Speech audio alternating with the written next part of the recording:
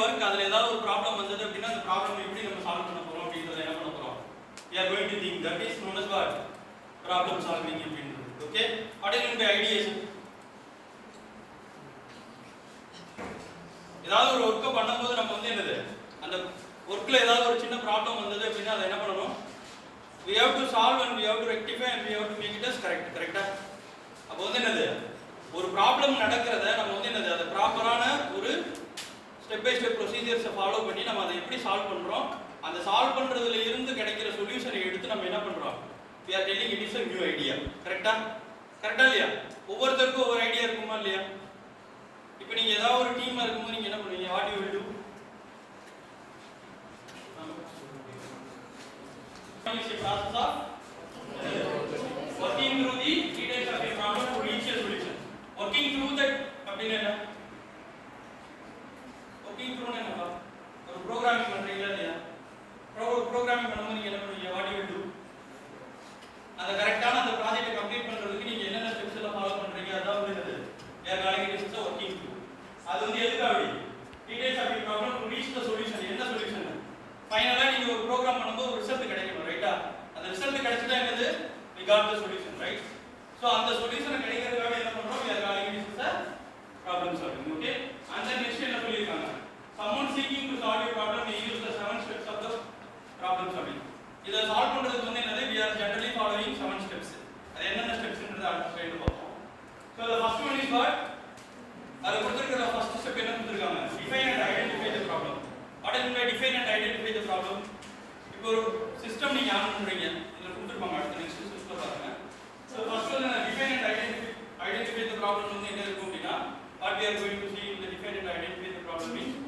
இப்போ for example ஒரு system நீங்க ஆன் பண்றீங்க ஆன் பண்ணும்போது திடீர்னு என்ன ஆகுது விண்டோ ஓபனே ஆகல அது என்ன காமிக்குது it is showing as booting அப்படினே வருது திடீர்னு பூட்டிங் வரும்போது நம்ம என்ன பண்ணுவோம் ஏதாவது ஒரு கீயை நம்ம ஜஸ்ட் சும்மா ரேண்டமா என்ன பண்ணிப்போம் செக் பண்ணி பார்ப்போம் அதுதான் ஆனா இருக்கு நமக்கு எதுவுமே தெரியலன்னா நம்ம என்ன பண்ணுவோம் கரெக்ட்டா ஆபரேட் பண்ண தெரியாது சோ கரெக்ட்டா நம்ம படிச்சு முடிச்சிருந்தோம்னா என்ன பண்ணிடலாம் கம்ப்யூட்டர் சயின்ஸ் ஃபுல்லா படிச்சிருந்தோம்னா அது எந்த கீயை நம்ம ஆபரேட் பண்ணோம்னா அது என்ன ஆகும் சால்வ் ஆகும் அப்படின்றது தெரியும் இப்போ நம்ம இப்போதான் லேர்னிங் ப்ராசஸ்ல இருக்கோம் அப்படி இருக்கும்போது நம்ம என்ன பண்ணணும் வெயிட் பண்ணணும் இல்ல நேரம் அது என்ன பண்ணும் பூட் ஆனோனே திரும்ப அது ஆஃப் ஆயிடும் ஆஃப் ஆனதுக்கு அப்புறம் திரும்ப நம்ம என்ன பண்ணி பார்ப்போம் ஒரு இது சிஸ்டம் யூஸ் பண்ணிட்டே இருக்கும்போது என்ன கேட்கும் அப்டேஷன் வரும் அப்டேஷன் வந்துருச்சு அப்படின்னா அந்த அப்டேஷன் கம்ப்ளீட் ஆகாம நீங்க அதை ஒர்க் பண்ண முடியுமா ஒர்க் பண்ண முடியாது அது வெயிட் பண்றோம்ல சோ அது ஃபுல்லாமே அப்டேட் ஆனோனே என்ன ஆயிடும் அந்த ப்ராப்ளம் சால்வ் ஆயிடும் ட்ரபிள் ஷூட்டிங்னு சொல்றோம்ல சோ அந்த ப்ராப்ளம் தான் சால்வ் ஆனோனே அது ஆட்டோமேட்டிக்கா அப்டேட் ஆனோனே என்ன ஆயிடும் திரும்ப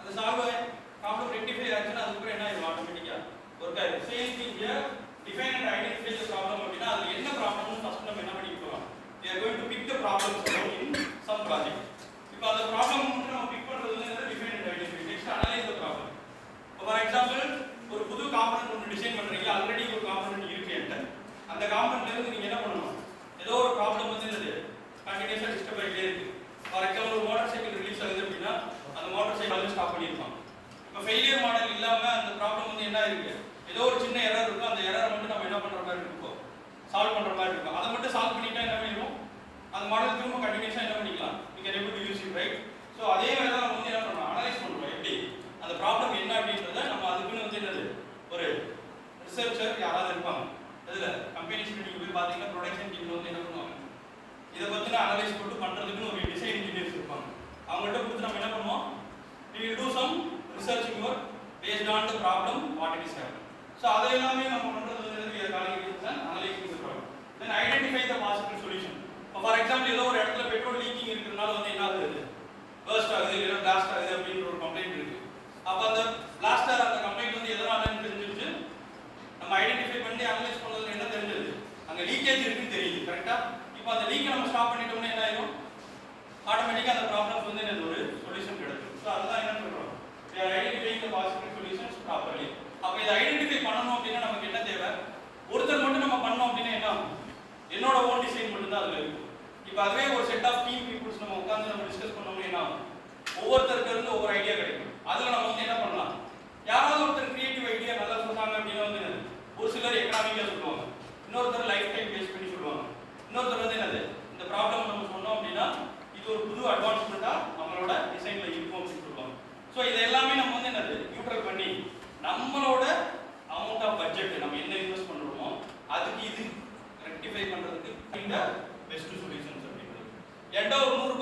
ரூபாய் கூட தான் நான் அந்த டிசைன் கொண்டு வரணும்.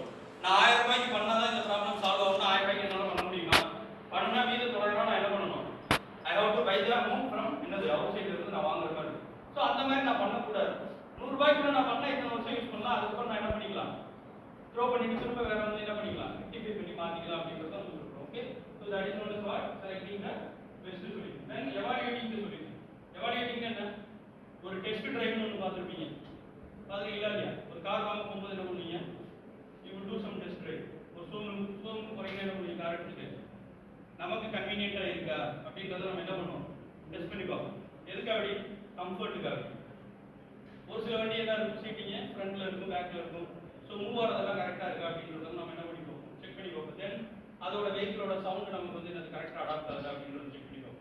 இது வந்து நான் சொல்றது ஒரே ஒரு example. It is one of the example based on the problem solving and ideas. நீங்க இதே மாதிரி நீங்க ஒவ்வொரு ப்ராப்ளம்ஸையும் நீங்க என்ன பண்ணணும்? உங்களோட ஓன் கோர் சப்ஜெக்ட்ஸ் அதில் நீங்க அப்படியே இமேஜின் பண்ணி பார்க்கணும். Okay, so that is one of selecting the best solution. அதுக்கப்புறம் எவாலுவேட்டிங் தி சொல்யூஷன் அப்படின்றது வந்து என்னது? உங்க பேப்பர்ஸ் எல்லாம் இப்படி ஒரு கரெக்ஷன் பண்றோம் அப்படின்னா ஒரு செட் திருத்த மாட்டாங்க, இன்னொரு திருத்துவாங்க. கரெக்டா? ஸோ அப்போ வந்து ஒரு செட் ஆஃப் அதை ஆவரேஜ் பண்ணி பார்க்கும்போது வந்து கரெக்டான ஒரு மார்க் கிடைக்கும். சம்டைம்ஸ் நீங்க என்ன ஆகும்? மார்க் சம்டைம்ஸ் ரெடியூஸ் ஆகிருக்கும், திரும்ப ரிவைடேஷன் போடும்போது என்ன ஆயிருக்கும்? பாஸ் ஆகிருக்கும்.